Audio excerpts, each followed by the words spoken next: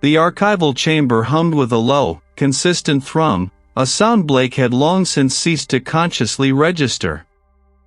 It was a symphony of climate control and aging fluorescent lights, a backdrop to the meticulous process of preserving history.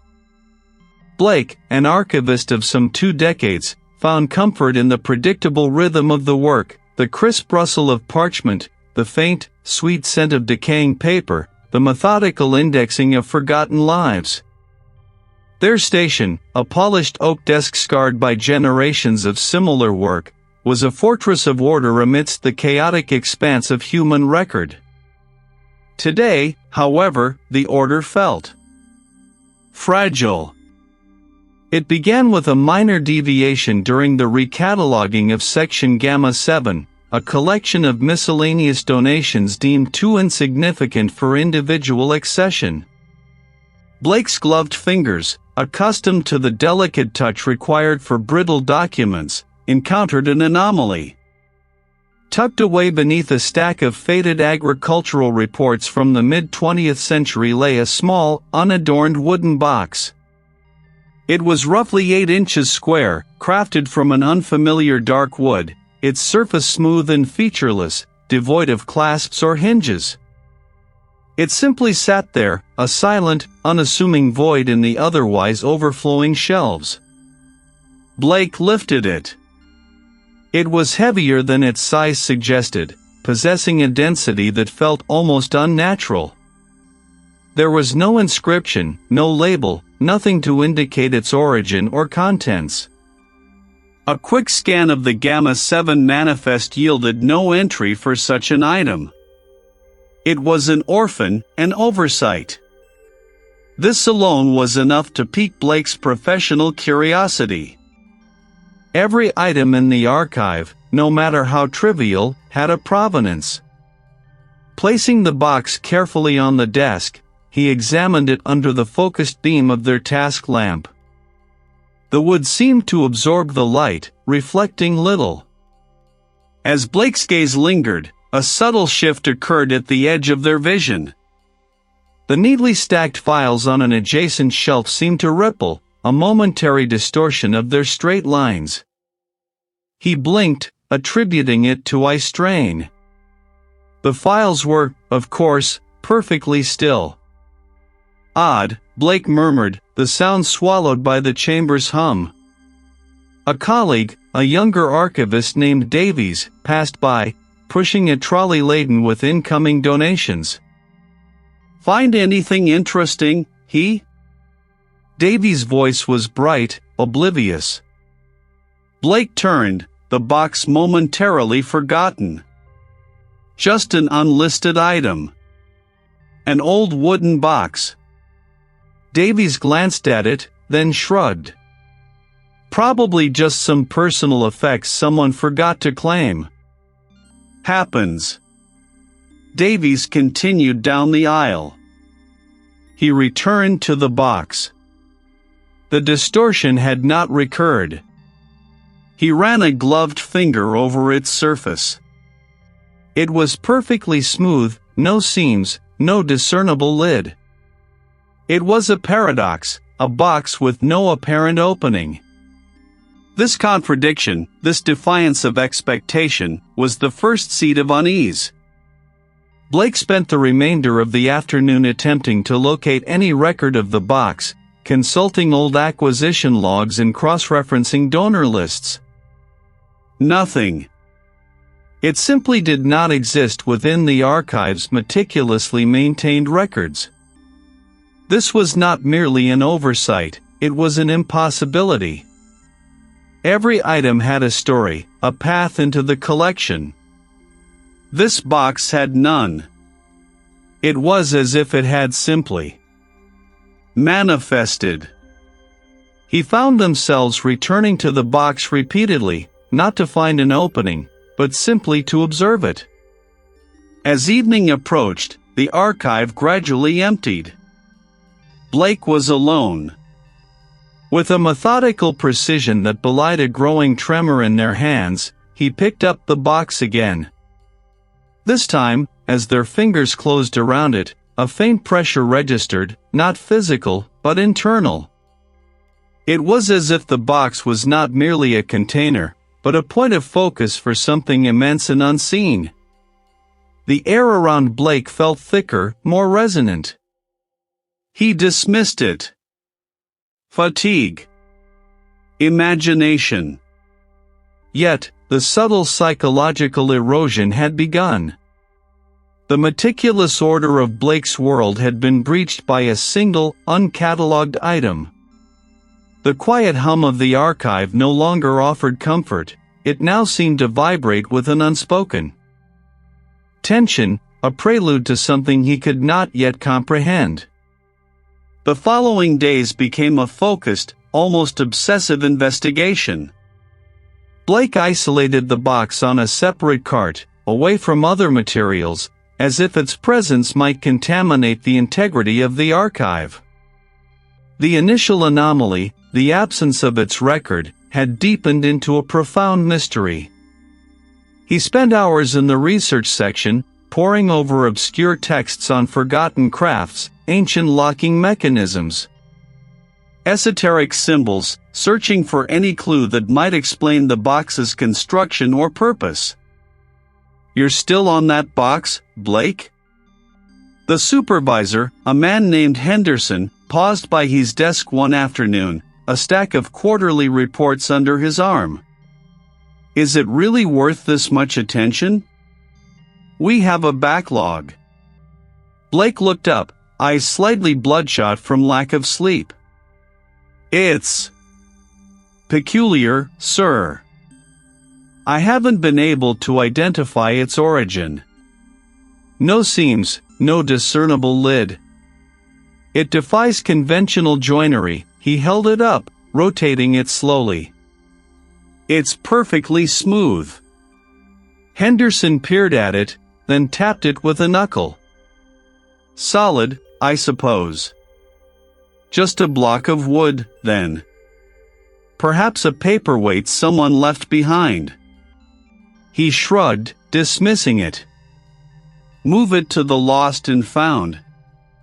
We have more pressing matters."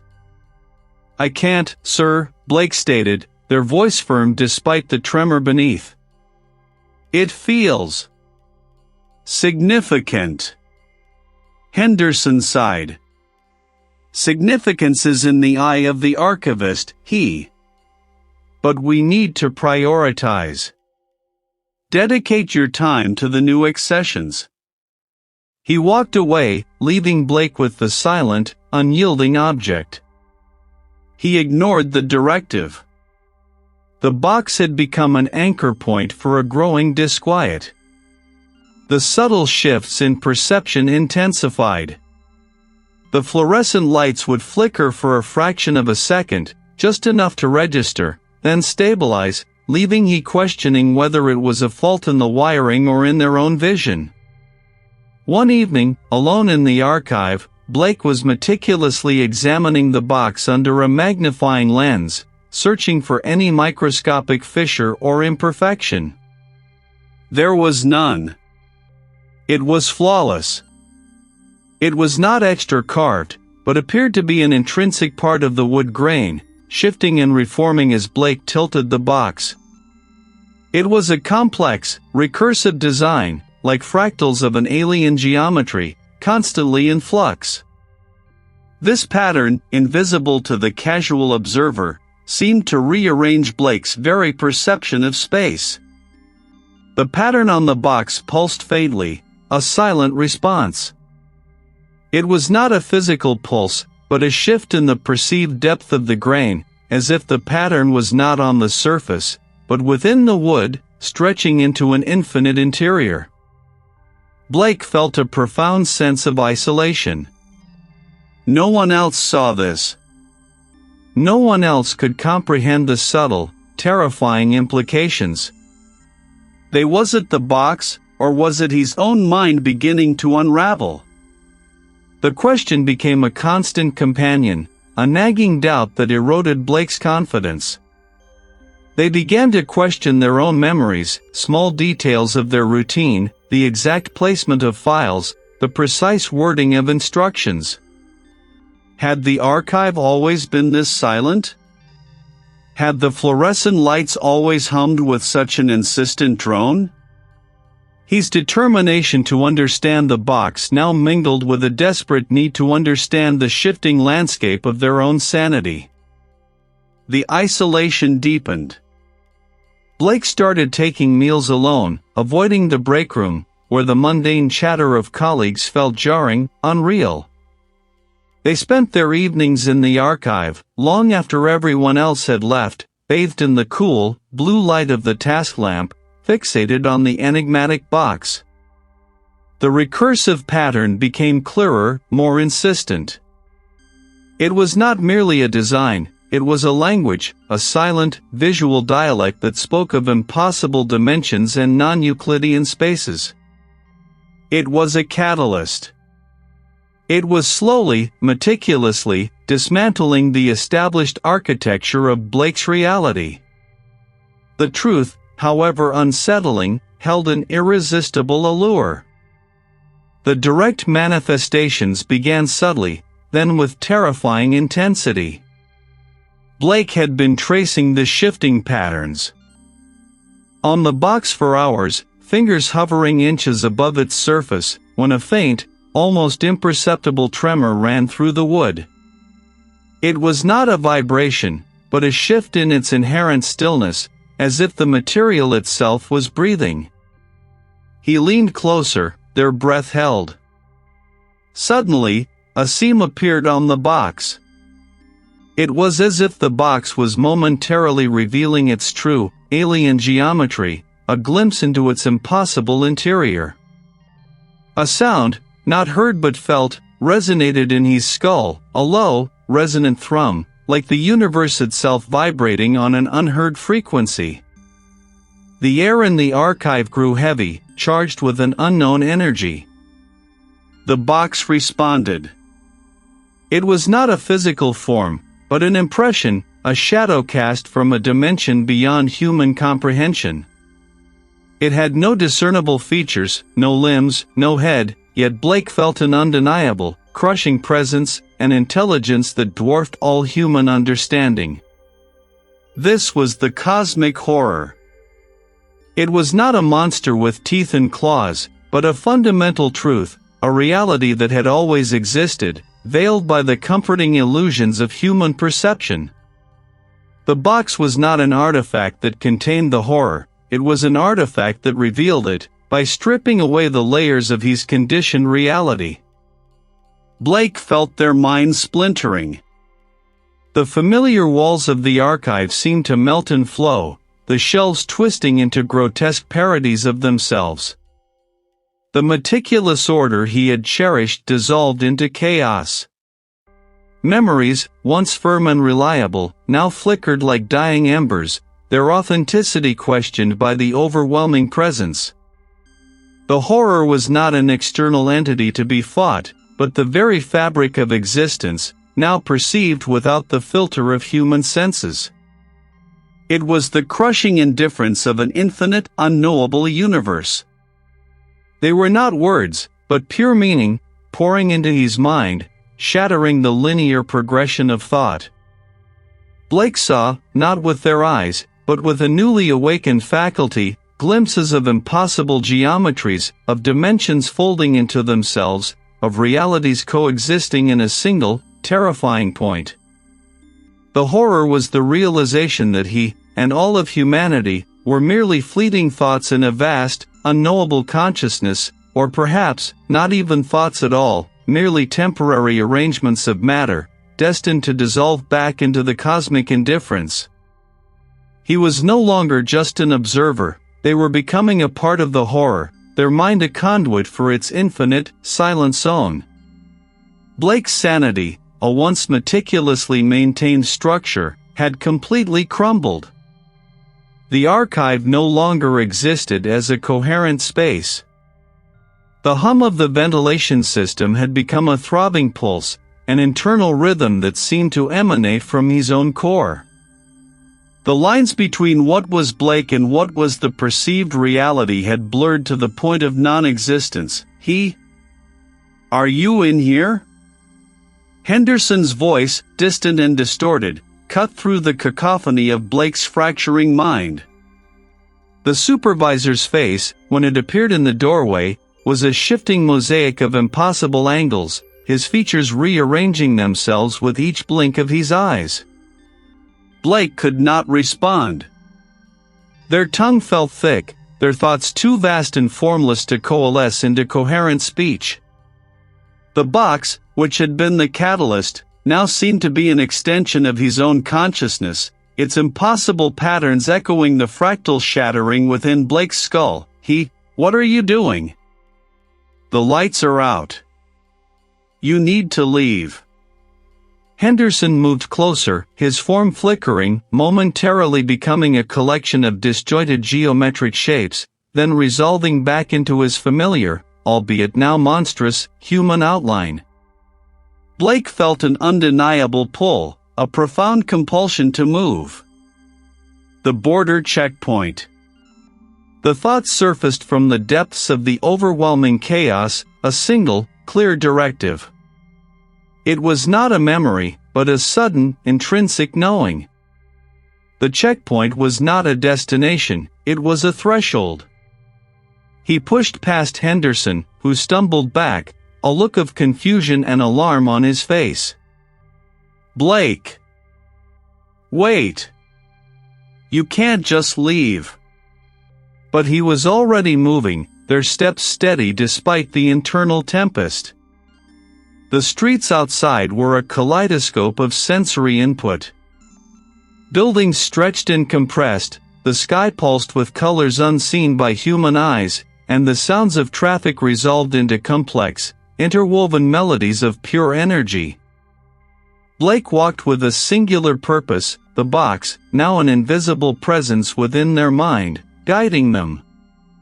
The journey to the border checkpoint was a passage through a world simultaneously familiar and utterly alien. He saw the horror in the mundane, the patterns on the pavement, the arrangement of leaves on a tree, the fleeting expressions on passers-by. Each detail was a glimpse into the infinite, the unknowable, each a fragment of the vast, indifferent entity that underpinned all existence. Blake's identity was no longer a fixed point but a shimmering, unstable thing, constantly dissolving and reforming, a mirror reflecting the cosmic chaos. At the checkpoint, the scene was ordinary. Vehicles queued, documents were exchanged, a mundane passage between two territories. For he, however, it was the culmination of everything. The air here was thick with a palpable tension, a sense of imminence. The concrete barriers, the chain-link fences, the watchful eyes of the border officials, these were not merely physical obstacles, but symbolic boundaries, thin veils separating one reality from another. Blake approached the booth, the border official's face a study in bureaucratic neutrality. The man's uniform, his badge, his very posture, seemed to vibrate with the same impossible geometry he had seen on the box. He was not just a man, he was a manifestation, a gatekeeper between states of being. "Papers, please," the official stated, his voice flat, devoid of inflection. Blake reached into their pocket, their hand moving as if of its own accord. There were no papers. There was only the sensation of infinite space, of an identity that had shattered and reformed into something new, something that transcended the need for documentation. The official's gaze sharpened, not with suspicion, but with a profound, unsettling recognition. His eyes, for a fleeting moment, seemed to hold the same ancient, unknowable patterns he had perceived in the box. The words were not a request, but a statement of inherent truth. The crossing was inevitable. The official, after a moment of unsettling stillness, simply nodded, a slow, deliberate movement that seemed to carry the weight of eons. "Proceed." Blake walked forward, past the barrier, past the watchful eyes, past the queued vehicles. The air on the other side of the checkpoint was identical, the road stretched out in the same manner, the landscape was indistinguishable. Yet, everything was profoundly different. The colors of the sky were no longer mere hues, they were vibrations, frequencies of an incomprehensible spectrum. He saw the patterns now, everywhere. The dust motes dancing in the sunlight were not random, they traced intricate, recursive geometries. Blake's identity, once a singular, defined construct, had dissolved completely. There was no longer he the archivist, the meticulous keeper of records. There was only perception, a vast, unbounded awareness that encompassed all that was and all that could be. Blake was no longer an individual observing the cosmic horror, he was the cosmic horror, or at least, a fragment of its infinite, indifferent consciousness. The wooden box, the catalyst, was gone. It had never been a physical object in the conventional sense, but a key, a focal point for the shift. Now, the entire world was the box, and Blake was inside, outside, and everywhere in between. He continued walking, one foot after the other, the rhythm of their steps echoing the silent pulse of the universe. They had crossed the border, not into another country, but into another reality. The horror was not an event that had ended, it was the fundamental state of being, now fully apprehended. The archivist had become the archive, a living repository of infinite, incomprehensible truths. The road stretched onward, seemingly endless, under a sky that throbbed with silent, alien light. Blake felt no fear, no joy, no sadness. Only a vast, crushing indifference. The destination was not a place, but a state of being. And he, or what remained of Blake, had arrived. The cosmic entity had found its vessel, its new point of observation in a reality that had always been its own.